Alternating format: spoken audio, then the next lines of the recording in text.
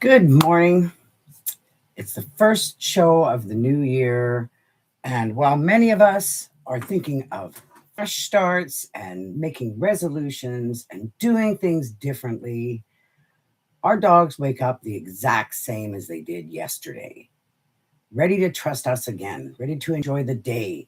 Dogs don't make resolutions, they live in the moment. And sometimes that's worth living for. I'm Jody Fitzgerald. Thank you for joining me for this episode of A Dog's View. I'm a licensed family dog mediator and the CEO and founder of Fitz Your Dog LTD. So, as we step into this new year, I want to invite a different way of thinking. You want to come up here, Hoagie? One that doesn't start with changing behavior. Oh, he wants to come up. Doesn't start with changing behavior, but with understanding it. Over the last more than 10 years, I've had so many people come to me that love their dog so much, but they have mixed emotions because they're also frustrated, overwhelmed, and sometimes quietly or out loud questioning their decisions, whether it was the right time to get a dog, whether they are doing know what they're whether they're doing the right things, um, whether they've made the right decisions like, for example, with me, with Hogan, right? Whether I made the right decision saying yes to fostering him because he was such a handful. And this is something that I have seen again and again and again. Once we slow things down and stop asking, how do I fix this dog? How do I fix this behavior? And we start asking, what does the dog need in this moment? Everything shifts. When people start to open their hearts to understanding who dogs truly are rather than who they thought their dog would be or should be, clarity replaces frustration. They start to feel calmer. Their dog starts to feel safer, and the relationship starts to feel lighter and much more connected. This is where the legs model comes in, and it's such a helpful framework because it reminds us that behavior doesn't exist in isolation.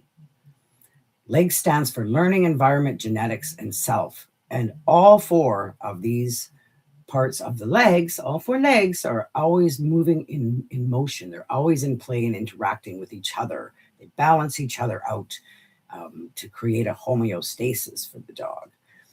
So, learning in the legs model involves the fact that dogs are constantly learning from their experiences, what works, what feels safe, and what helps them cope. What a dog repeats. When a dog is repeating something that has worked for them in the past, they'll keep doing it even if it doesn't work for us. So they're doing what they need to do. The environment includes more than just the physical space. It's routines, noise, predictability, expectations, and even the emotional energy in the home. Sometimes behavior changes simply by changing the environment, not the dog. Genetics is huge. Dogs come with thousands of years of selective breeding. Humans have created these. Humans have created this. You're such a good boy.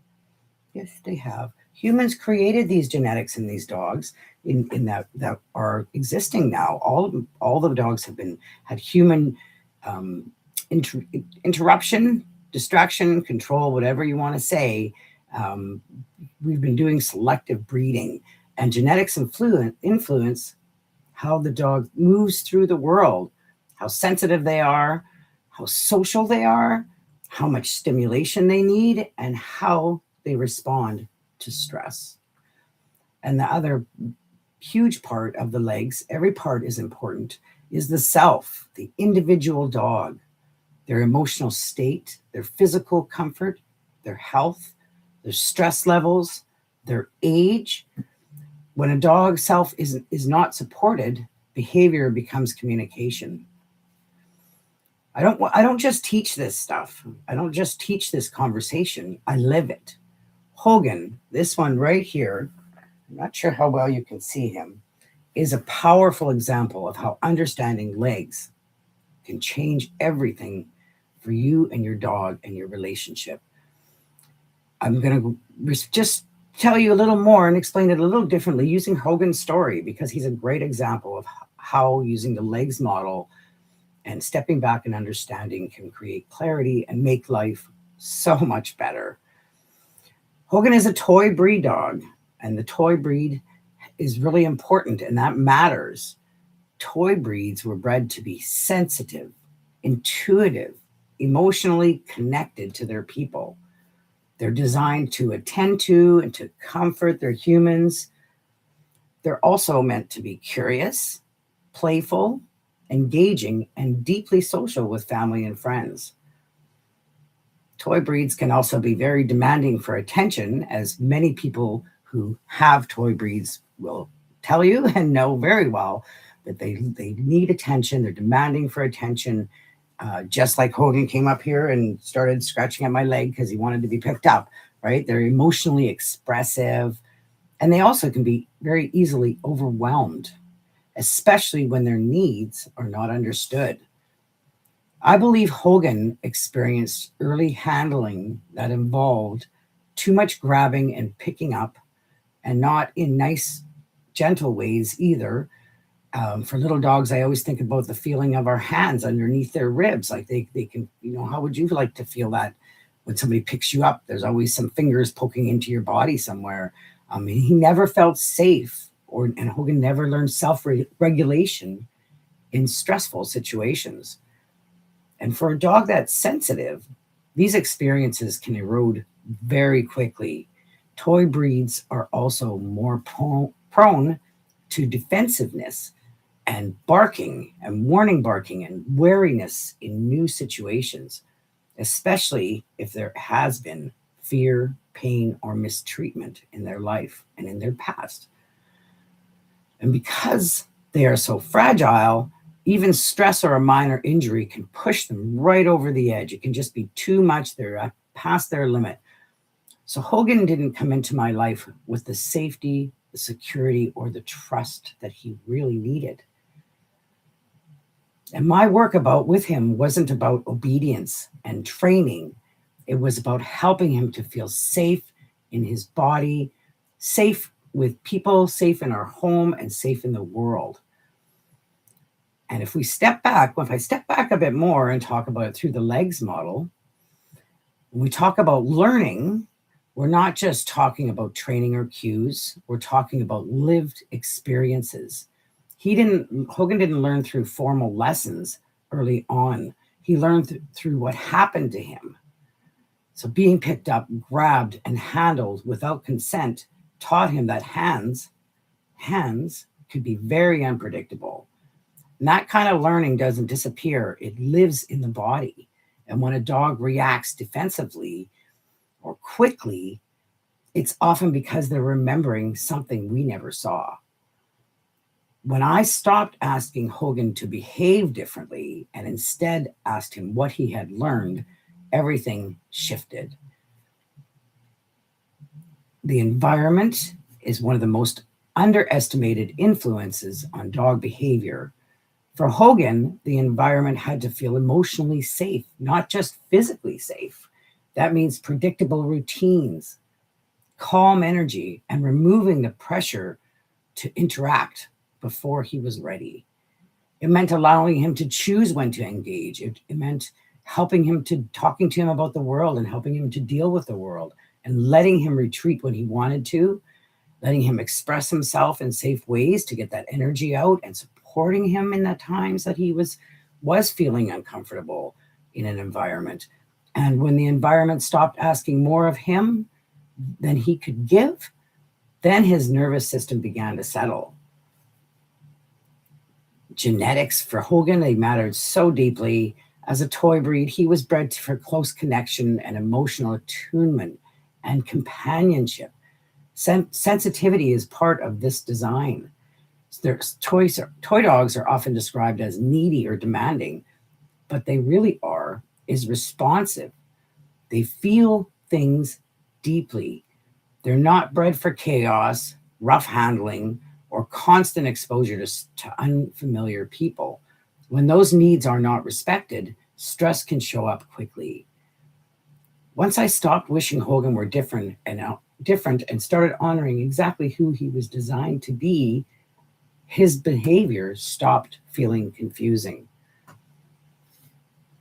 And for Hogan, the legs part, the self part of the legs model is really what I had to focus on and think about how he was feeling his self. And it's not always what we can see. We can't always see it. When you learn and you watch your dog, you can start to see how they're feeling, but it takes time on learning your dog sometimes. His Hogan's ability to cope was shaped by his emotional safety and his physical comfort and his past stress. When his stress was lowered, his resilience increased. When he felt safe, he became curious. When he trusted, his personality began to shine. This wasn't about changing Hogan, it was about supporting him. The legs model reminds us that behavior is not a flaw, it's feedback. When we're supporting their learning, their environment, their genetics, and their self and the individual dog all together, we're not just improving behavior, we're improving the quality of life. And that's what dogs are asking for. They want the good life too. This kind of understanding does not happen overnight. It happens when we slow down and observe and become willing to learn alongside of our dog. As we step into the new year, this is the resolution I want to offer, not just for dog guardians, but for all of us. What if this is the year, instead of asking our dogs to do better, we become willing to step into their paws? What if we look at life through their eyes, their experiences, their emotions, their history, and their needs, their genetics, with compassion, empathy, and curiosity? Dogs are constantly adapting to our world. They deserve our willingness to understand theirs. They have so much to teach us about patience, trust, presence, and connection. If we're willing to listen, they have lots to teach us. This year, let understanding be the resolution.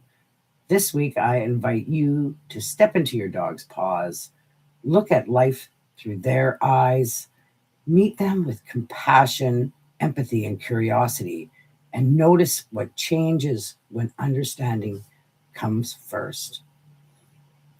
I thank you so much for watching. I hope that you will share this episode with anybody who is struggling. Please share my information. If somebody is struggling, I will put my link in the comments. Hogan is an amazing dog. I never knew that a dog could be so full of love after they've been abused. How can he trust people after how badly we know he was treated? But he does. He's full of love. He's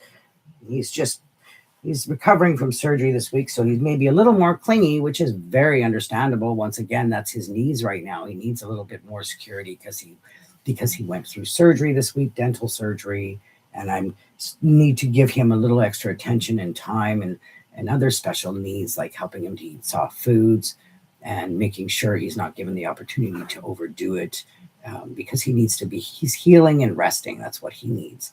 And so I'll give him the comfort and space, the environment, what he needs to do that. So please think about your dog. Step into their paws. They're amazing. I'm always focusing on the total welfare so that they can have the good life.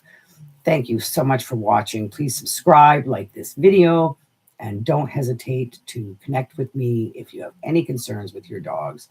And I would love you to share a story. If you have a dog that you know has come a long ways, it's just proof of the work we get to do that can make a massive difference in their life every day, and for so many dogs. Thank you very much for watching. Have a great day.